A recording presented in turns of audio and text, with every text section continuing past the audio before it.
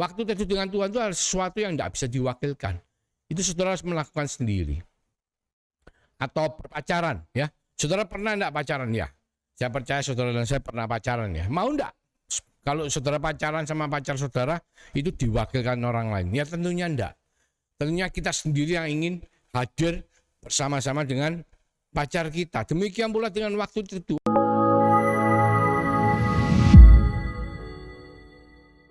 Puji Tuhan, sebentar kita akan masuk ke dalam ibadah online. Baik sebelum kita menyatukan hati, sebelum kita mendengarkan firman Tuhan, kita berdoa terlebih dahulu. Terima kasih Bapa untuk kesempatan pada hari ini kami boleh mendengarkan sebagian dari firman-Mu. Kami percaya bahwa firman itu sanggup untuk mengubahkan apa yang Kau mau terhadap kehidupan setiap daripada kita yang mendengar. Bukakan mata rohani kami, telinga rohani kami, bukakan hati kami, supaya kami bukan hanya mengerti mengenai firman-Mu, tetapi kami boleh melakukannya dalam kehidupan kami sehari-hari. Urapi setiap daripada kami Tuhan. Terima kasih Tuhan, di dalam nama Yesus Kristus Tuhan, kami mengucap syukur, kami berdoa. Amin. Shalom. Baik, kita mengambil satu topik yang sangat menarik ya. Mungkin sebelumnya saudara memikir bahwa topik ini sesuatu yang biasa atau mungkin bukan untuk Anda, tetapi sebetulnya ini sangat penting bagi setiap daripada kita. Yaitu apa? Waktu teduh. Ya, kalau kita bicara secara rohani waktu teduh, tapi sebetulnya ini bicara mengenai quality time ya. Waktu yang berkualitas ya. Kita semua tahu bahwa Kekristenan itu mengenai suatu hubungan, saudaraku. Kalau saudara mungkin mengasosiasikan Kekristenan itu dengan salib ya. Salib itu ada yang horizontal, ada yang vertikal, saudaraku. Nah, itu mengenai hubungan. Kekristenan adalah mengenai hubungan. Nah, hubungan itu digambarkan dengan hubungan yang vertikal antara kita dengan Tuhan dan hubungan yang horizontal antara kita dengan sesama. Nah, kita akan berbicara mengenai quality time atau waktu teduh atau waktu yang kita pakai bersama-sama dengan Tuhan.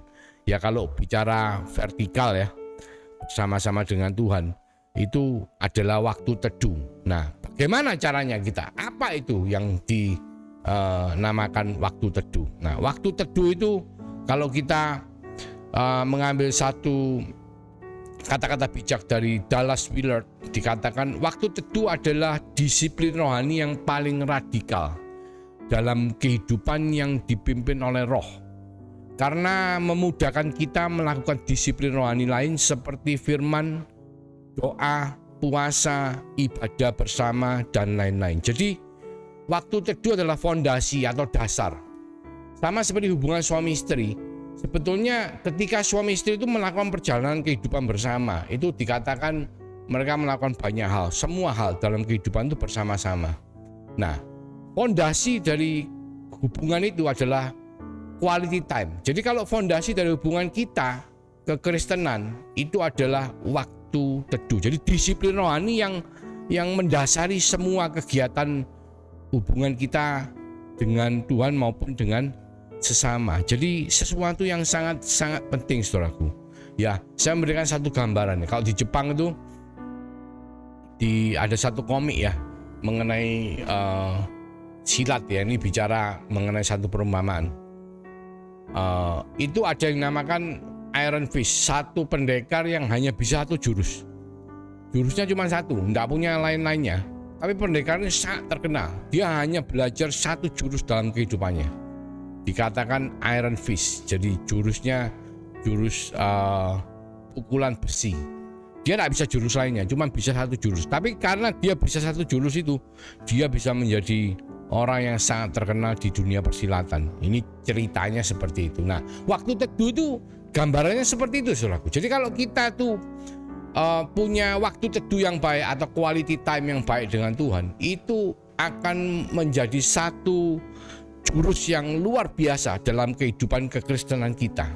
Ya kita nggak usah belajar yang lain-lainnya, kita konsentrasi pada waktu teduh ini, maka semuanya akan terjawab, semuanya akan menjadi baik. Ya, jadi waktu teduh itu adalah waktu untuk bersekutu dengan Tuhan secara pribadi melalui firman dan doa yang dikhususkan secara teratur ya. Jadi ada beberapa poin yang kita akan bahas. Satu adalah waktu untuk bersekutu dengan Tuhan secara pribadi. Ya, waktu untuk bersekutu dengan Tuhan. Apa yang dimaksud dengan waktu yang untuk bersekutu dengan Tuhan? Jadi kita kalau tahu sebetulnya manusia itu jatuh ke dalam dosa. Ketika manusia pertama jatuh ke dalam dosa, Adam, mereka kehilangan hubungan. Nah, ini sesuatu gambaran yang penting karena apa? Karena sebenarnya manusia itu diciptakan Tuhan untuk berhubungan dengan Tuhan. Kalau Tuhan menciptakan seisi bumi, seisi langit ya, itu semua diciptakan oleh Tuhan dan semua indah. Tetapi ketika Tuhan menciptakan manusia, ada sesuatu yang lain. Manusia itu diciptakan segambar dan serupa. Bukan cuman karena Tuhan ingin membuat tiruannya, enggak. Supaya manusia itu bisa berhubungan dengan Tuhan. Maka manusia itu diciptakan segambar dan serupa. Ya mungkin Tuhan menyukai semua yang diciptakan itu, tapi Tuhan hanya jatuh cinta atau mencintai manusia ciptaannya. Karena manusia diciptakan segambar dan serupa. Malaikat pun tidak segambar dan serupa.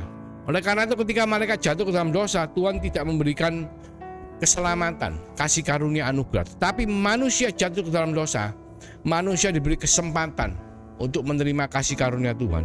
Supaya apa? Supaya manusia itu yang dulunya karena dosanya itu hilang atau tidak memiliki hubungan dengan Tuhan, tetapi Tuhan memberikan kasih karunia supaya manusia itu bisa berhubungan kembali dengan Tuhan. Bahkan lebih daripada itu, barang siapa yang beriman kepada Yesus Kristus sebagai Tuhan dan Juru Selamat, Tuhan memeteraikan Roh Kudus dalam kehidupannya. Supaya apa saudara? Supaya tubuh jasmani kita yang percaya, tubuh jasmani orang percaya, orang beriman, itu menjadi bait Allah. Jadi Allah itu berdiam melalui Roh Kudusnya dalam kehidupan saudara dan saya. Ya, 1 Korintus 6 ayat 19 dikatakan, tidak tahukah kamu bahwa tubuhmu adalah bait Roh Kudus yang diam di dalam kamu, Roh Kudus yang kamu peroleh dari Allah. Nah, itu gambaran dari betapa Tuhan tuh ingin supaya kita ini punya hubungan dengan Dia. Jadi waktu teduh itu bersama dengan Tuhan itu supaya kita tuh bisa berhubungan kembali dengan Tuhan. Itu gambaran yang pertama. Gambaran yang kedua digambarkan adalah pokok anggur dan ranting. Di Yohanes 15 ayat 5 dikatakan, akulah pokok anggur dan kamulah ranting-rantingnya, kata Tuhan Yesus. Barang siapa tinggal di dalam aku dan aku di dalam dia, dia berbuah banyak. Jadi saudara dan saya yang percaya kepada Tuhan Yesus itu digambarkan seperti kita ini seperti ranting ya. Ranting itu dahannya pohon anggur. Kenapa dikatakan gitu? Supaya apa? Ketika dahan itu melekat sama pohonnya, sama Tuhan.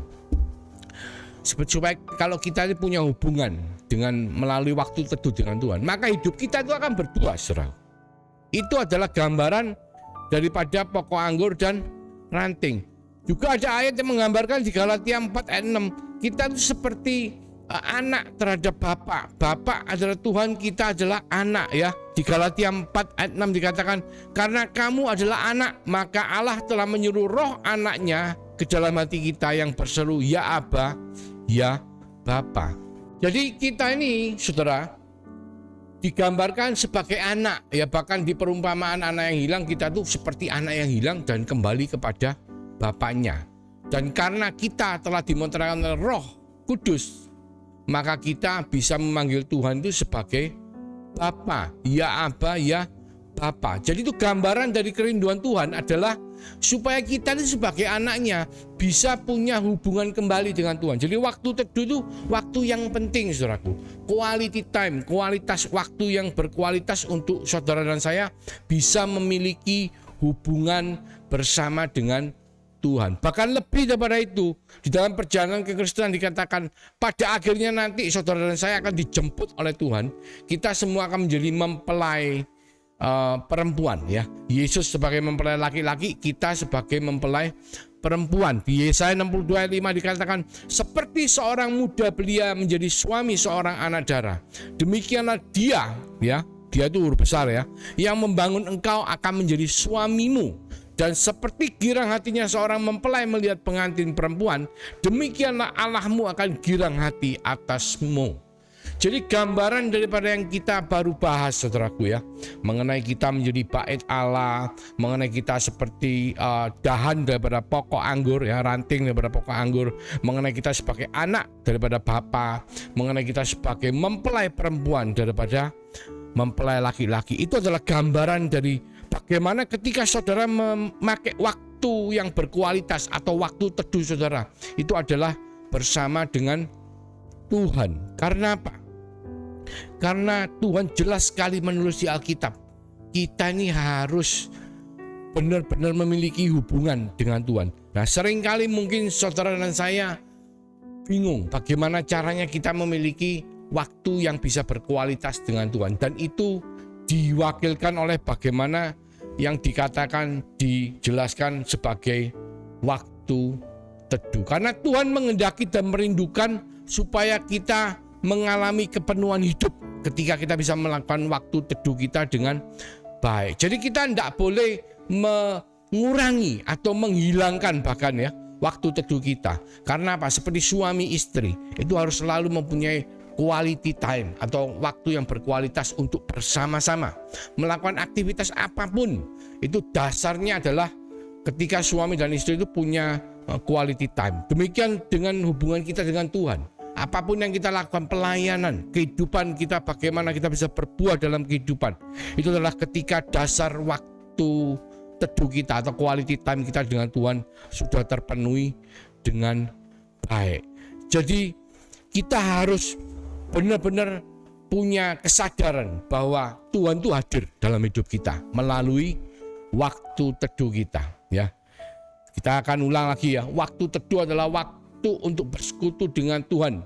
Dikatakan secara pribadi ya. Kenapa dikatakan secara pribadi?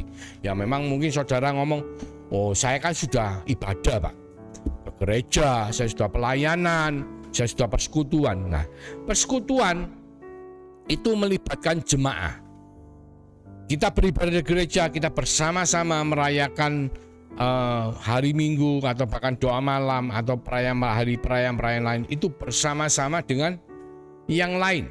Tetapi dikatakan di sini adalah secara pribadi. Sama seperti kita dengan istri kita, dengan suami kita ya, kita punya hubungan harus secara pribadi, bukan hanya bersama-sama dalam satu keluarga dengan keluarga besar dengan teman-teman, tidak saudara.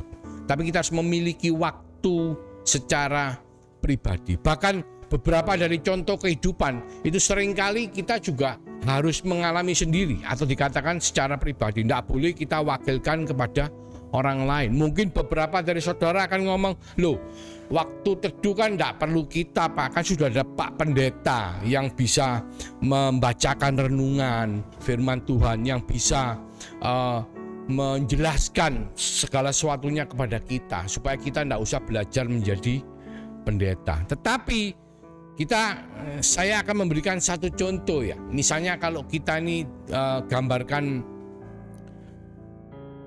hubungan kita dengan Tuhan itu adalah seperti kita tuh menyelam ya.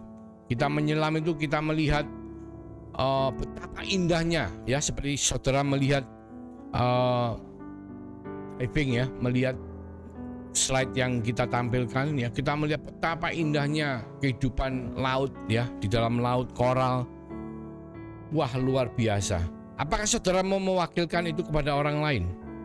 Ketika saudara berlibur, menikmati keindahan pantai, menikmati keindahan snorkeling, menikmati apapun itu yang saudara nikmati di liburan, saudara mau tidak mewakilkan kepada orang lain? Saudara nunggu di rumah? Tentunya tidak, saudara. Saudara ingin merasakan sendiri. Demikianlah waktu teduh. Waktu teduh dengan Tuhan itu adalah sesuatu yang tidak bisa diwakilkan. Itu saudara harus melakukan sendiri. Atau pacaran ya. Saudara pernah tidak pacaran ya? Saya percaya saudara dan saya pernah pacaran ya. Mau tidak? Kalau saudara pacaran sama pacar saudara itu diwakilkan orang lain? Ya tentunya tidak.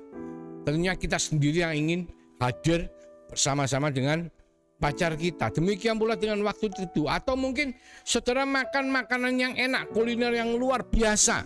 Itu saudara mau enggak cuma diceritai? Oh enak loh itu.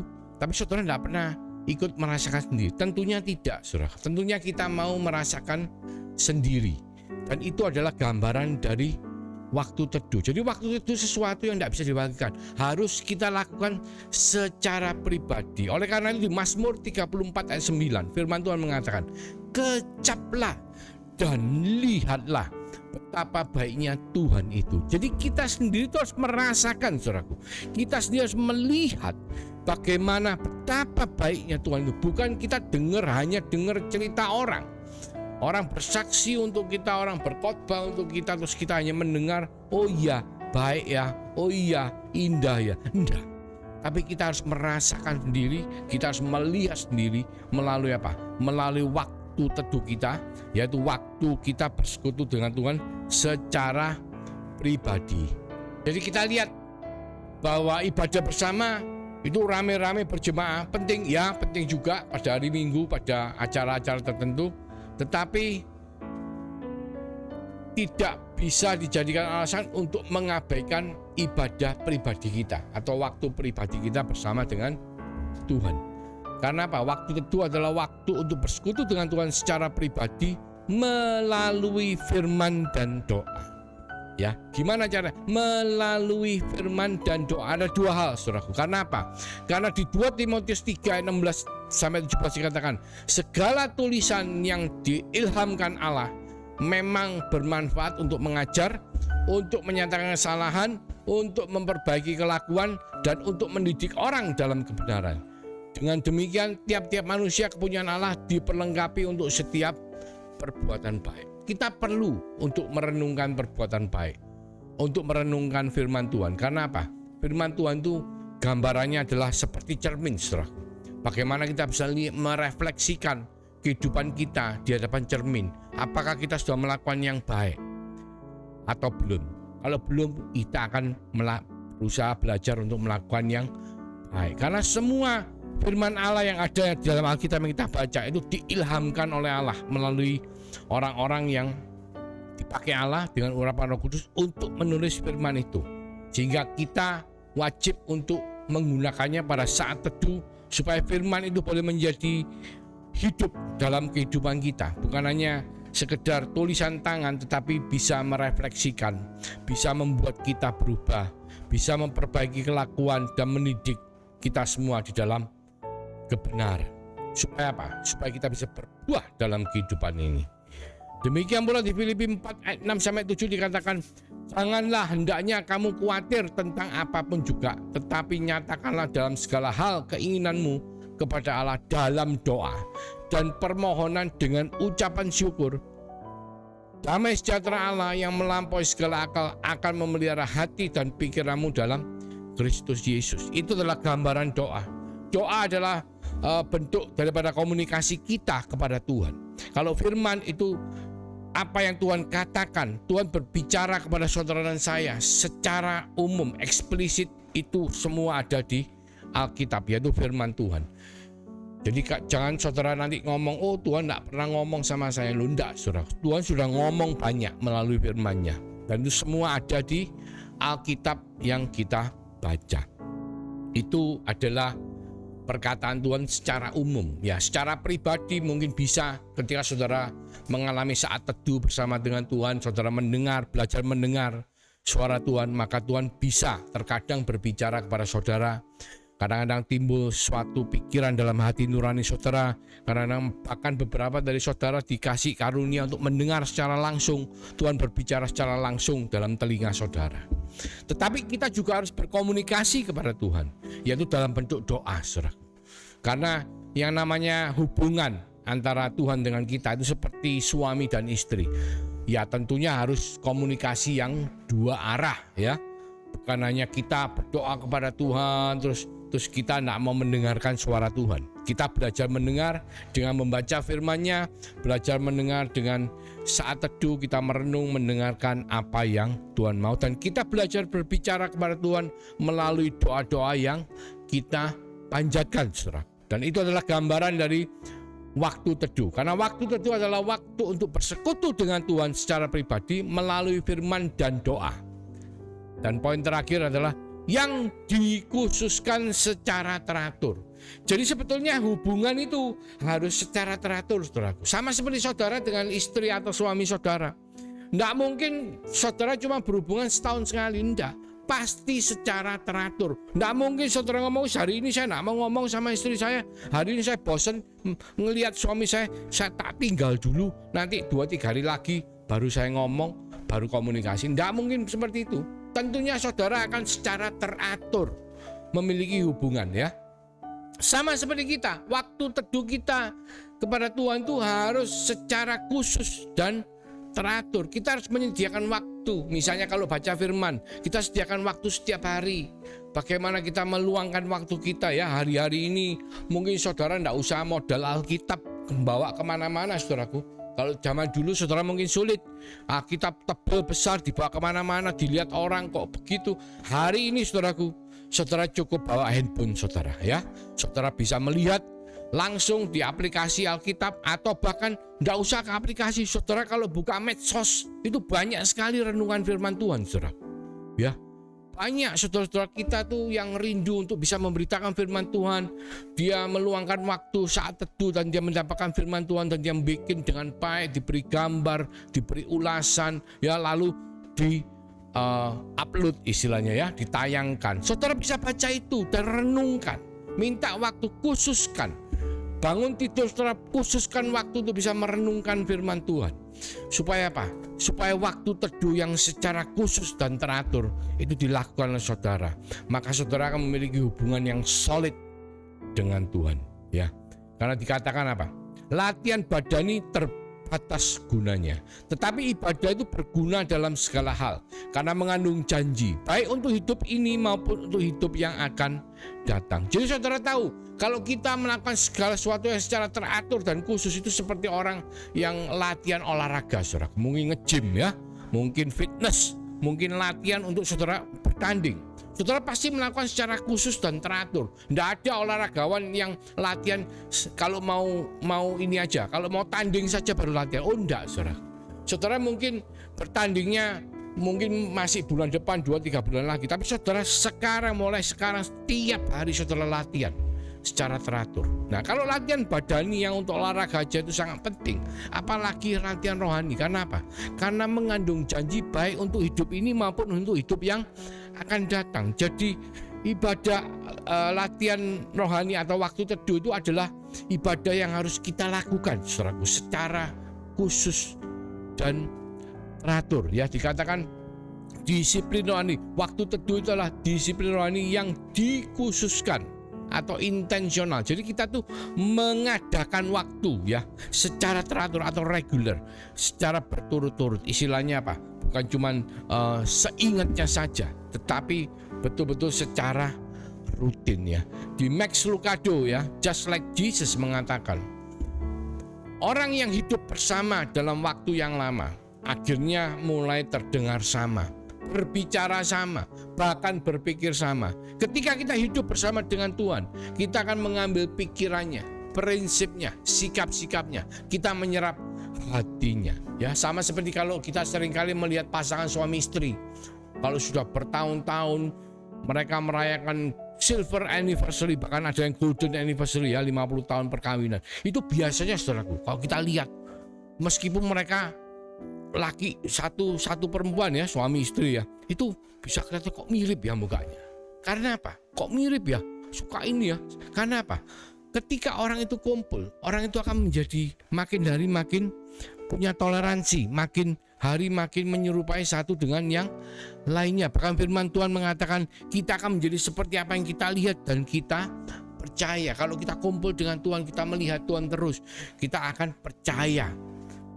Kita akan menjadi seperti Tuhan, mirip, ya, paling tidak berusaha untuk meniru menjadi seperti Tuhan. Dan itu adalah gambaran betapa pentingnya waktu teduh yang kita lakukan. Jadi waktu teduh adalah waktu untuk bersekutu dengan Tuhan secara pribadi melalui firman dan doa yang dikhususkan secara teratur. Jadi kalau saudara dan saya belum memiliki waktu teduh yang baik, yang secara seperti yang kita baru ulas, secara teratur khusus, secara pribadi ya, doa juga membaca firman ya, maka kita harus mulai mengadakan ya. Gambarannya ini, kalau saudara di dalam rumah tangga saudara hubungan suami istri kurang baik, kurang rutin, kurang khusus, kurang teratur, kurang pribadi, maka sudah waktunya kita mengkhususkan waktu, kita membuat waktu yang teratur secara pribadi di dalam doa dan dalam firman. Ya, komunikasi dua arah maksudnya. Satu, kita berdoa kepada Tuhan. Kedua, kita mendengar Tuhan berbicara kepada kita melalui firman-Nya secara pribadi ya. Quality time adalah waktu teduh. Dan itu adalah merupakan dasar, fondasi dari kehidupan kita, hubungan kita terhadap Tuhan. Ayo kita lakukan firman Tuhan. Mari kita tundukkan kepala, kita berdoa. Terima kasih Tuhan untuk mengingatkan setiap daripada kami. Sehingga ketika kami mendengar firman, kami bukan hanya mengerti Tuhan, tapi kami mau melakukan dalam kehidupan kami. Ajari kami untuk kami boleh melakukan waktu teduh kami secara pribadi dengan persekutuan dengan Engkau melalui doa firman yang menggambarkan komunikasi dua arah. Engkau berbicara kepada kami melalui firman-Mu dan kami berdoa kepada Engkau, berbicara kepada Engkau melalui doa-doa kami secara khusus dan teratur, supaya kehidupan kami baik ketika kami memiliki quality time, waktu yang berkualitas dengan Engkau, seperti suami istri yang punya kehidupan yang baik, sehingga hidup kekristenan kami bisa berbuah dan makin hari kami akan makin menjadi serupa seperti Engkau. Terima kasih Tuhan, kami menerima berkat-Mu, kasih karunia pada Tuhan Yesus Kristus, perlindungan, penyertaan, berkat-berkat daripada Roh Kudus yang menyertai setiap daripada kami yang percaya mulai hari ini Tuhan, sampai Engkau datang yang kedua kalinya, bahkan sampai Maranatha. Di dalam nama Tuhan Yesus Kristus kami mengucap syukur, kami berdoa. Haleluya, amin. Tuhan Yesus memberkati.